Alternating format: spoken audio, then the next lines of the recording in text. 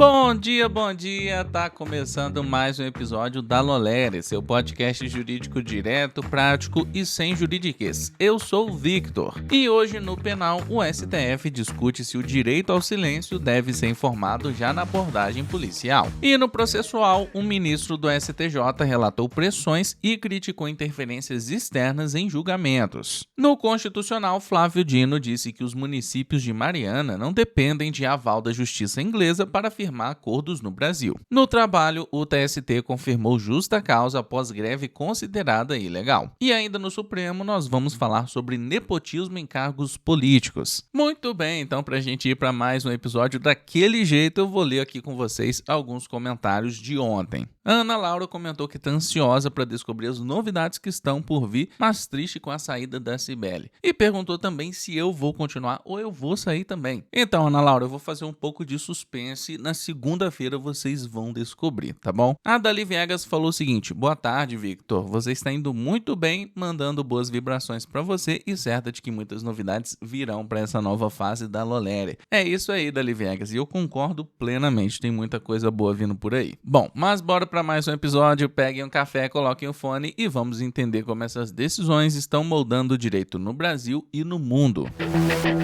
E vamos começar com o direito penal. Alexandre de Moraes pediu vista e suspendeu no STF o julgamento que discute se policiais devem informar o direito ao silêncio já na abordagem, e não apenas no interrogatório formal. O tema está em análise no tema 1185 da repercussão geral. Até agora, Edson Fachin, Flávio Dino e Cristiano Zanin votaram pela obrigatoriedade da advertência desde o primeiro contato com o suspeito, com ressalvas. Em linhas gerais, eles defendem que a falta desse aviso pode contaminar as declarações e as provas derivadas. André Mendonça abriu divergência parcial. Para ele, o direito ao silêncio existe desde o início, mas o dever de advertência só surge quando houver elementos objetivos de que a pessoa já está na condição de investigada, como na prisão, na investigação formal ou no cumprimento de medida cautelar. O caso concreto envolve a apreensão de armas na casa de um casal após uma confissão informal sem aviso prévio do direito ao silêncio. Nunes Marques acompanhou a divergência parcial e o julgamento agora fica parado até a devolução da vista.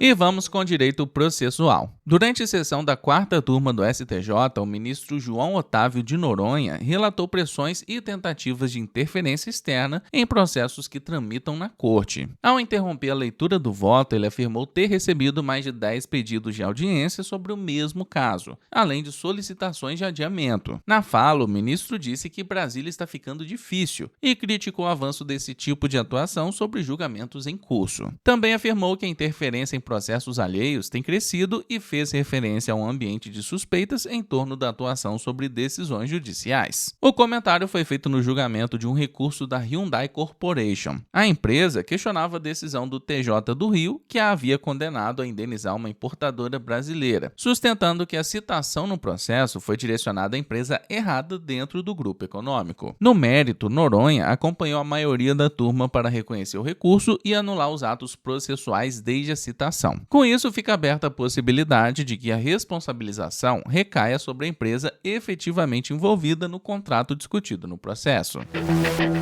Olha, existe uma pergunta que quase nunca é feita no direito de família, mas deveria ser: qual é o impacto de lidar todos os dias com conflitos, rupturas e situações de abuso? Advogados da área passam horas analisando mensagens, declarações, áudios e vídeos carregados de tensão e dor. E essa exposição não é pontual, ela é contínua. Mesmo assim, a capacidade profissional ainda costuma ser medida só por volume, produtividade e entrega. O problema é que processar informação não é o mesmo que ser exposto de forma repetida a conteúdo emocionalmente intenso. E hoje, essa diferença quase não é medida. Foi por isso que lançamos o Estudo de Trauma Vicário no Direito de Família 2026, para finalmente medir a sua realidade com base em dados. Se você atua na área, pode contribuir com a pesquisa em menos de 3 minutos. E como incentivo adicional, amanhã, 17 de abril de 2026, serão sorteados 3 ingressos para a conferência da AB2L no Rio de Janeiro, entre os participantes que optarem por informar o e-mail. Então, não deixa de conferir o link na descrição.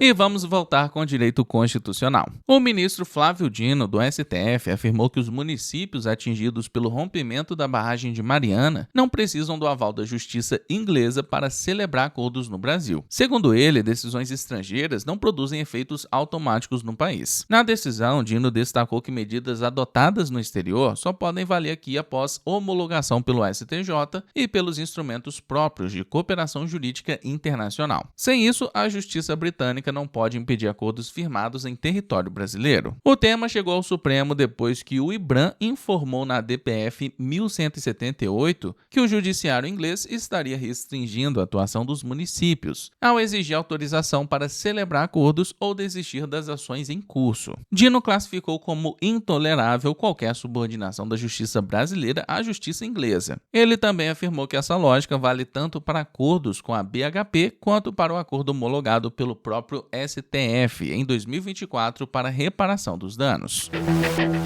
E vamos com o direito do trabalho. A quinta turma do TST manteve por unanimidade a justa causa aplicada a um operador de empilhadeira que participou de uma greve considerada ilegal e não retornou ao trabalho mesmo após ordem judicial. O caso envolve uma fundição de Nova Veneza, em Santa Catarina. A paralisação aconteceu em maio de 2023, depois de uma mudança na administração da empresa por decisão da Justiça Comum. O TRT da 12ª Região entendeu que o movimento tinha caráter político, declarou a greve abusiva e determinou o retorno imediato dos trabalhadores. Mesmo assim, o empregado permaneceu afastado. Segundo o processo, a empresa aplicou a justa causa quando a ausência passou de 30 dias. O juízo de primeiro grau e o TRT já haviam mantido a dispensa por entender que, depois da declaração de abusividade da greve, o descumprimento da ordem judicial e a permanência da ausência caracterizaram abandono de emprego. No TST, a relatora ministra Morgana Richa destacou que o direito de greve é garantido pela Constituição, mas não é absoluto. Para ela, a justa causa não decorreu apenas da participação no movimento, mas do desrespeito à decisão judicial que mandava voltar ao trabalho em 48 horas e da ausência prolongada, sem necessidade de nova notificação prévia pela empresa.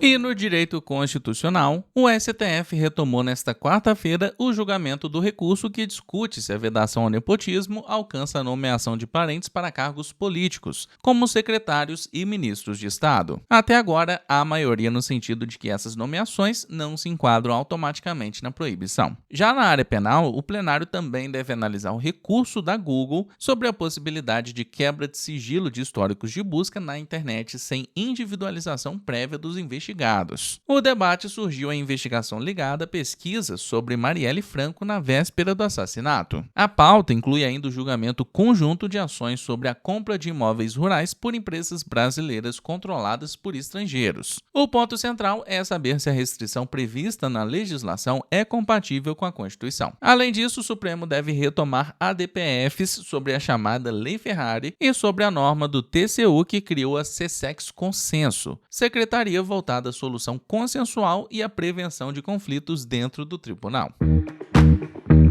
E por hoje era isso, muito obrigado a você que me acompanhou até aqui. Como sempre, eu quero agradecer a todo mundo que comentou na edição passada e bateu ponto aqui com a gente. O Renato, Silvia, Ana Laura, Reinaldo, Dali, Ana Carolina, Franciele, Fabrício, Alana, Luciane, Diogo e Marcela. Muito obrigado a todos que comentaram. E aproveita para seguir a gente no seu agregador de podcast favorito, ativar o sininho de notificações e compartilhar esse episódio lá nos seus stories que estamos sempre repostando por lá. Dá uma conferida na nossa newsletter jurídica, ela é gratuita e o link tá aqui na descrição. Todo dia chega lá no seu e-mail as principais notícias do dia. Bom, por hoje era isso, muito obrigado por terem me acompanhado até aqui, pelo apoio nessa semana e eu vejo vocês amanhã. Até lá!